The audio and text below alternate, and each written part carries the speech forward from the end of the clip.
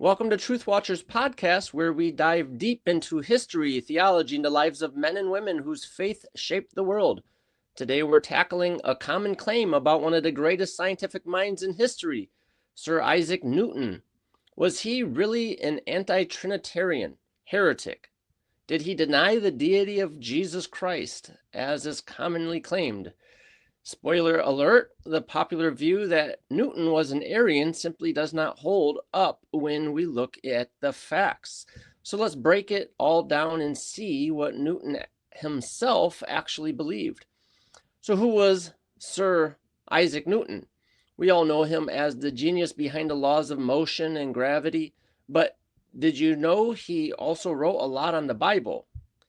Ed Reese noted in his Chronological Encyclopedia of Christian Biographies, page 261, that Newton, quote, left more than 1 million words of notes on the Bible, unquote.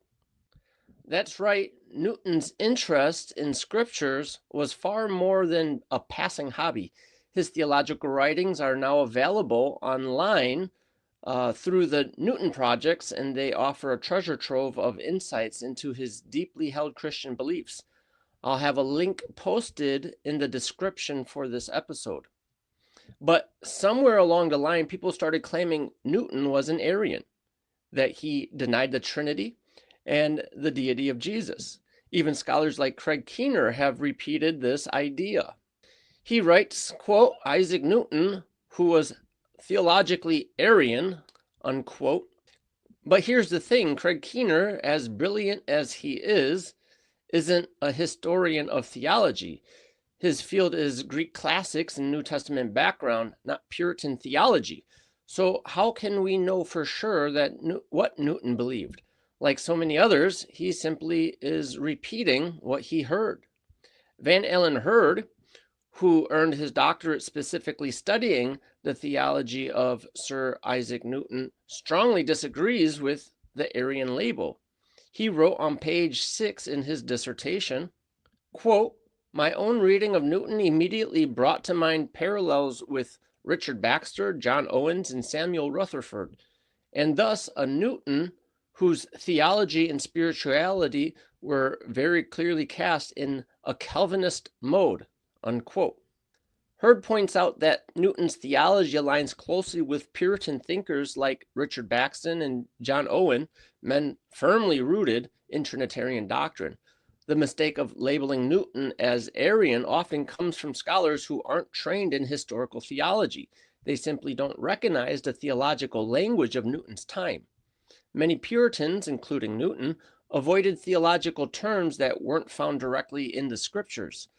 This included terms like Trinity, but avoiding a term doesn't mean rejecting the doctrine behind it. One popular Puritan principle was, quote, call Bible things by Bible names, unquote. This principle wasn't heretical. It was a call to be faithful to the language of scriptures itself. Let's pivot to another influential author, Mark Noll. In his book, The Scandal of the Evangelical Mind, Noll pushes the idea that Newton was shaped by Enlightenment rationalism and not Reformed theology. He even contrasts Newton with Jonathan Edwards. On page 79, Noll wrote, quote, he, referring to Edwards, thrilled, for example, to read the works of John Locke and Sir Isaac Newton for what those works told him about human nature and the physical world. But Edwards also always denied that this natural knowledge of the world was the highest or finest knowledge, unquote. Noll further states on page 86, quote, he, Edwards, also resisted the Enlightenment tendency to let the scientific procedures practiced by Newton dictate an ideal way of working in theology and all other fields, unquote. But Noll's criticism of Newton is based on a false dichotomy. He acts as if Newton's love for science made him less committed to the biblical truth. The reality is, Newton believed that his science flowed out of his theology. As Van Allen Hurd wrote on page 169 of his doctoral dissertation, quote, for Newton, his theology is the very foundation of his science, unquote. Newton was what we'd call a presuppositionalist today. He believed scriptures provided the framework through which we should interpret the world. He didn't separate faith from reason. He saw them as inseparable. Herbert explains this on page 16 of his doctoral dissertation. Quote, his, referring to Newton's theology, is contrasted and compared with various models, the most profitable of which is the presuppositionalist theology model, unquote. Let's listen to what Newton himself said about interpreting the Bible. Quote, to acquisite in that sense of any portion of scriptures as the true one, which results most freely and naturally from the use of propriety of the language and tenor of the context in that and all other places of scriptures to that sense. For if this be not the true sense, then is the true sense uncertain, and no man can attain to any certainty in the knowledge of it, which is to make the scriptures no certain rule of faith, and so to reflect upon the Spirit of God who dictated it, unquote. This is a textbook definition of a literal grammatical method of interpretation. He believed the Bible was dictated by the Spirit of God and should be interpreted literally unless context clearly required otherwise. Now here's where things get really interesting.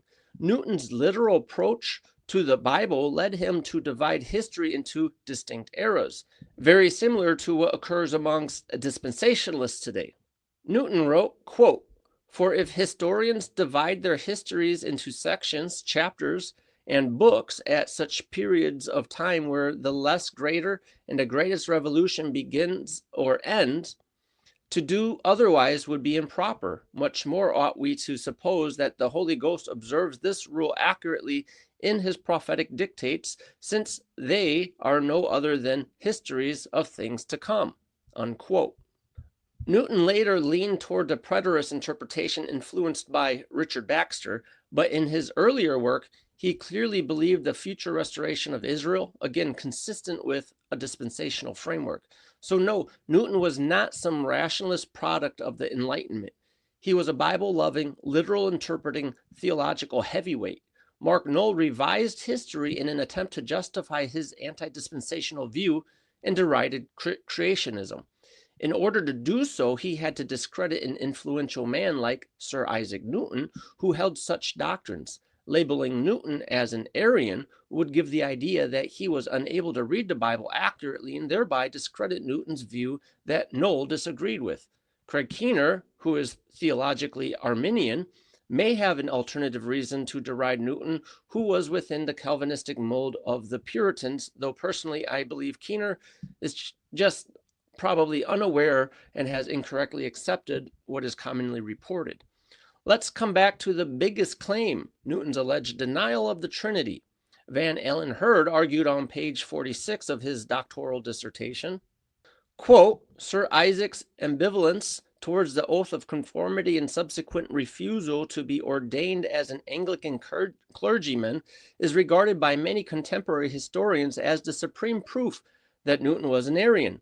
However, Newton's mentor and predecessor in the then new Lucasian chair of mathematics, Dr. Isaac Barrow, arranged for the ordination requirement of the Lucasian chair to be waived in Newton's case. It is hard to imagine that a doctrinaire, Cambridge Don, such as Barrow, who resigned his chair in order to devote more time to ministry, would support an Arian as his successor, unquote.